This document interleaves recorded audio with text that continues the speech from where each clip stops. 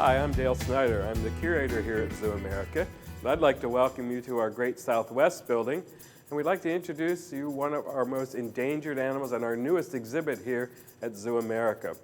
Behind me is a black-footed ferret. We do exhibit two of them here at the zoo, but you'll only ever see one out at a time. That's because they're both very territorial, and by the permits that we're required to have to keep them, only one may be out at a time.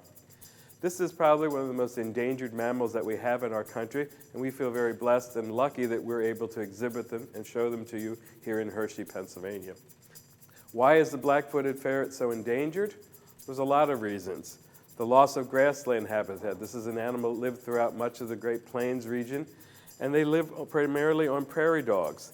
As the number of prairie dog towns disappeared, it takes a lot of prairie dogs to keep a black-footed ferret family alive. A family of four would probably eat 750 to 800 prairie dogs a year, so you need a good, large colony of prairie dogs to keep them alive. Prairie dog colonies have been shrinking. The habitat where the prairie dogs are living is disappearing, being developed and utilized for different things. And these animals also fell prey to a lot of diseases that also cut their numbers quite a bit. So here we're having an animal that we are working as part of the recovery effort for this animal.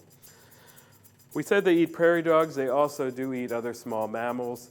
They do eat insects and some birds if they can catch them, but the prairie dog is the staple of their diet. You might see our black ferret scurrying around behind me. We just gave him a number of enrichment items.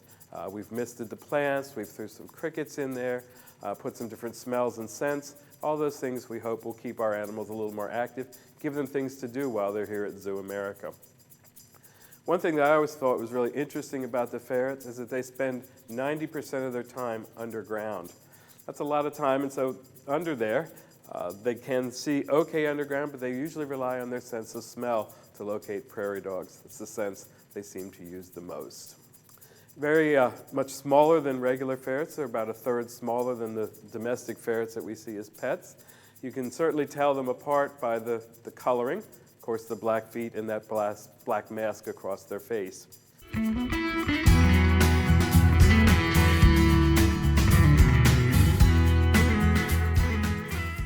No, this is an endangered species, and we're very lucky as a zoo to even be able to have and show people this animal.